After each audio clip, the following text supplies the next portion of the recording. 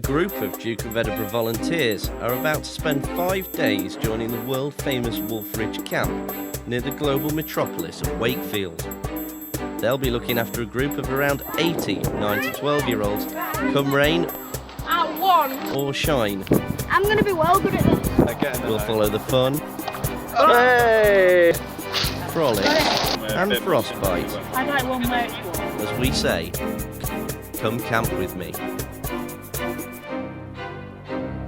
A camp for the kids of Kirklees has been running since the 1960s, when the Beatles ruled the charts, England were great at football, and even people from Huddersfield were considered capable of running a country.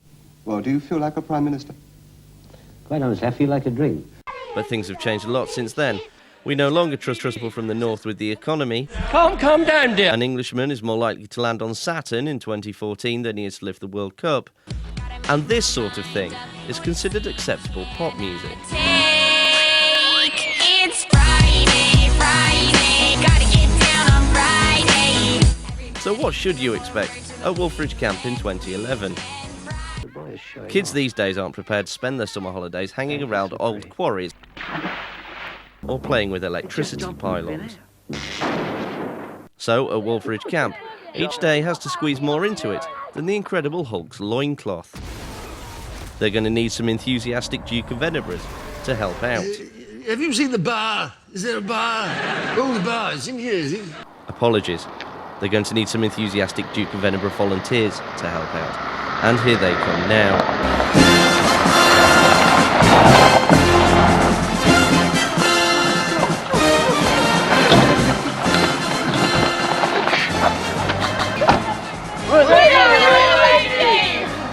This one's Will. Will, what are you about to be doing here? Gonna play a nice fun game in the woods called Beatles Rhyme. A nice fun game in the woods. Are you excited about this? Excellent. What about your kids? Are they excited about it? Thanks for that huge enthusiasm, younger version of Blaine from Glee. But who can blame him for being a little worn out after a full day at camp? Let's go back 12 hours and see how we got to this stage and exactly how the day pans out for you, them, him, everybody. Here's Catherine and her group. Good, lovely. Yeah. 2 boys, 4 girls. When the kids first come to camp, we divide the big bunch of 80 into 10 smaller groups, which those of you who were clever enough to go to Greenhead will know means groups of about 8 kids each. You'll be in charge of them, alongside a permanent member of the camp staff. Each group will be given a number, one of a disappointingly conventional 1 to 10. And here's that grouping plan in action. In the box, yes. Tim and Ben at Circle Time. Despite its deceptively dull appearance, Circle Time is actually very useful for getting to know the kids and checking they've slept all right and aren't having any problems in their group beyond being biffed on the head by their group leader. Let's hope you don't do that with the archery. Hey Tim. Archery is actually one of the morning activities along with bike riding, shelter building, and this peculiar game, which seems to involve a load of footballs being thrown at Caroline for no discernible reason. Don't hit me there. Oh look, it's lunchtime. Catering is provided by the chef on site and then served by the volunteers, which marvellously includes you. Hello, we've got seeded batch. You should get a nurse to see to that. Speaking of nurses, here's Liz, who's in charge of the first aid at the campsite. My role is to make sure that everybody at camp stays as healthy as possible and that I didn't develop any injuries. At the moment it seems to be bumps and bruises on this camp, ankles needing ice packs. Ouch. Still, the site does have a dedicated health and safety inspector to make sure that nothing ever goes wrong. Let's go back to some more fun stuff. This is the water slide, one of the most popular activities with the kids and the Duke of Edinburghs. The whole thing about camp is about joining in.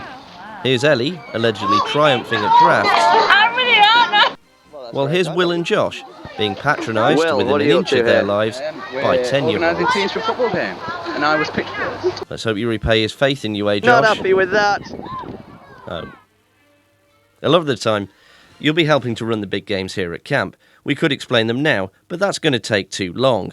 So have a look at this montage instead.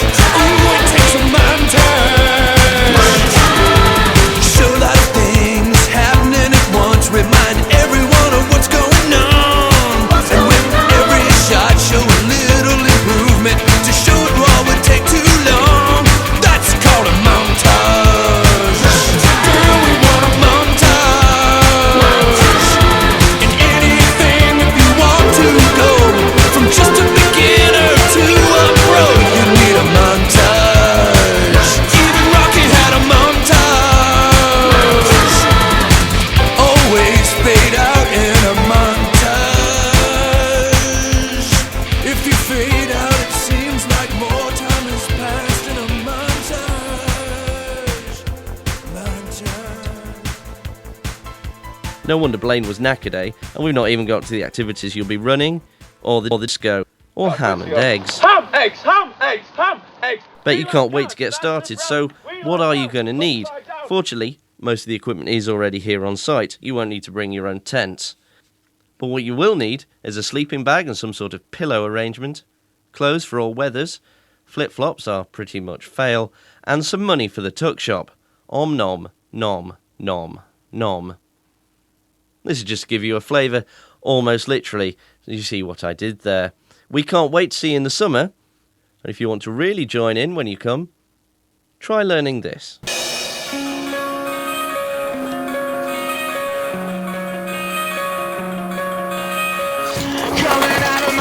And I've been doing Because I want it all.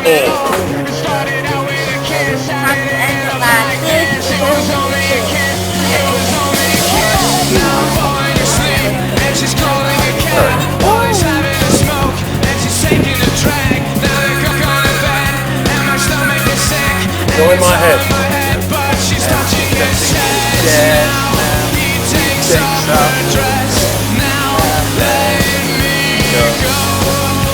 Lovely, very nice, very nice.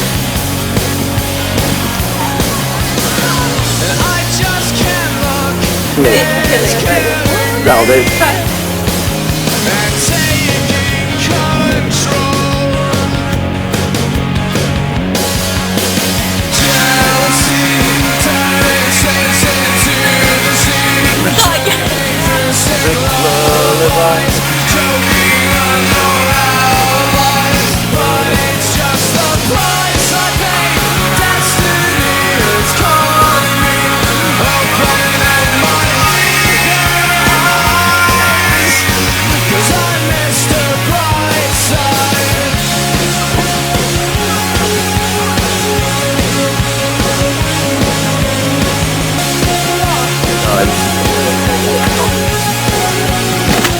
Oh yeah.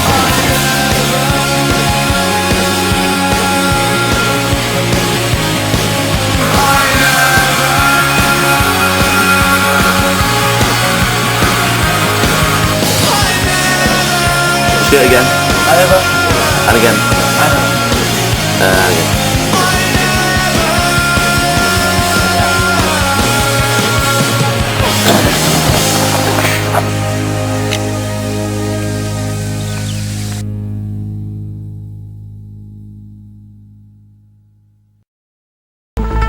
Yes, we do. To this TV. Yeah. That's it. Oh, you just walked in front of it as it was going up. No, him. Caroline, you're about to go into the woods. I'm not Caroline. No, you're not Caroline, you're the other one. Hello? Hello, Gwen. How are you doing? There you are.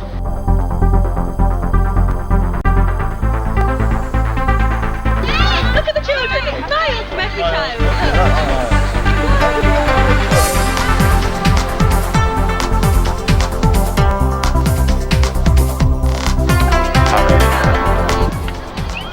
Yes, I love you.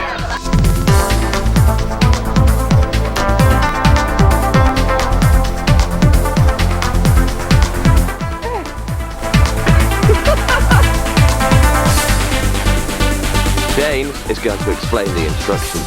So, Jane is unloading her stuff.